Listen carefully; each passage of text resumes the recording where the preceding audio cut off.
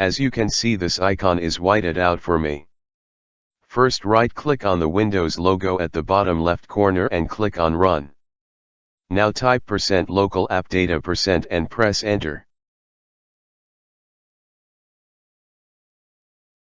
Now click on View tab and enable Hidden Files.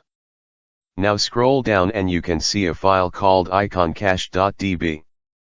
Delete those two files and close the window.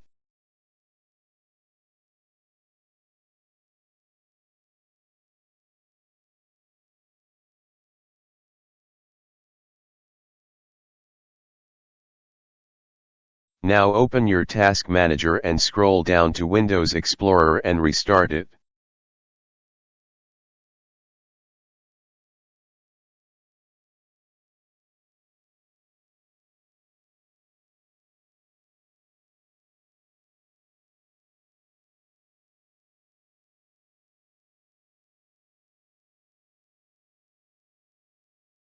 After that, your icon should show. If it didn't show, then try restarting your PC. As you can see, the icon is clear now. But if you still can't see the icon, then delete it and create a new shortcut icon.